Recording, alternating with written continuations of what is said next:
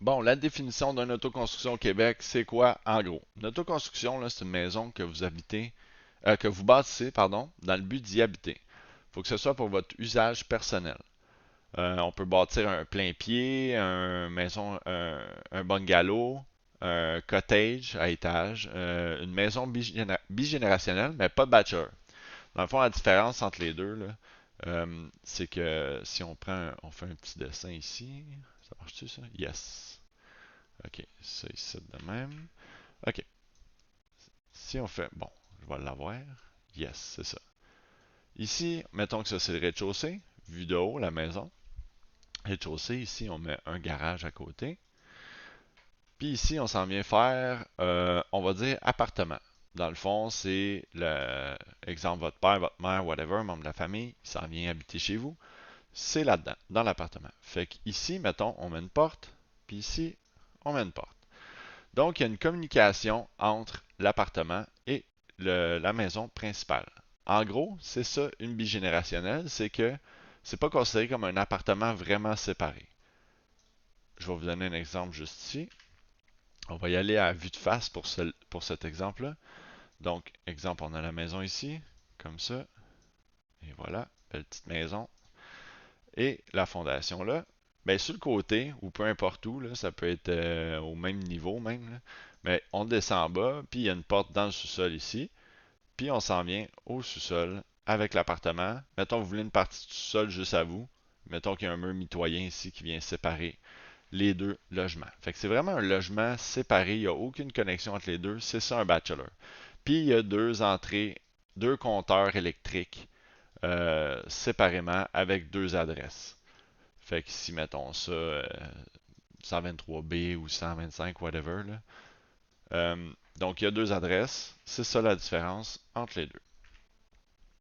Je reviens ici. Parfait. Pour bâtir un plex, exemple un duplex, comme on vient de parler, un bachelor ou plus, même si on veut occuper un des logements, il faut être obligatoirement détenteur d'une licence de constructeur propriétaire avec la Régie du bâtiment du Québec. Fait qu'informez-vous avec eux pour ça. Pour ça, j'ai pas vraiment d'expertise, je l'ai jamais fait moi-même. J'ai ma licence d'entrepreneur général et spécialisé. Donc, j'ai pas besoin d'aller chercher ça. Je me suis pas informé pour ça du tout. Si c'est quelque chose qui vous intéresse, pour ça et le financement aussi, on va parler du financement, mais pour ce chose-là spécifique, informez-vous auprès de la RBQ et votre institution financière pour comment ça marche. Pour le reste, vous êtes maître d'œuvre de votre chantier. Ça, ce que ça veut dire être maître d'œuvre de votre chantier, c'est qu'il faut que vous organisez, vous coordonnez, vous exécutez les travaux ou faire exécuter les travaux vous-même.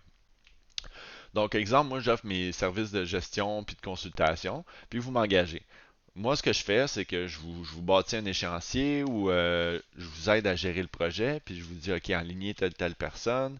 Euh, mais ultimement, c'est vous qui prenez le téléphone, qui appelez le sous-traitant, puis que vous choisissez, vous discutez avec lui. C'est vous qui payez les sous-traitants. Du moment où ce que, moi, exemple, vous m'engagez, vous dites, OK, Danny, je vais me faire une autoconstruction, je veux que tu gères mon autoconstruction, puis moi, j'engage les corps de métier, puis je les paye, vous me payez, je les paye, là, ça marche plus. C'est plus une autoconstruction, c'est un projet clé en main. C'est plus la même affaire, c'est plus la même bébite. Fait que c'est vous qui payez les sous-traitants, qui les appelez, qui les choisissez. Puis c'est vous qui effectuez les travaux sur le chantier que vous voulez faire vous-même. Évidemment, les travaux doivent être conformes aux normes de la Commission de la construction du Québec et respecter le code du bâtiment en vigueur. Les travaux effectués par un bénévole autorisé par la CCQ sans carte de compétence. Fait que ça veut dire que n'importe quel membre de votre famille, ami, proche vient vous aider. C'est bien important que ce soit bénévolement, sans rémunération.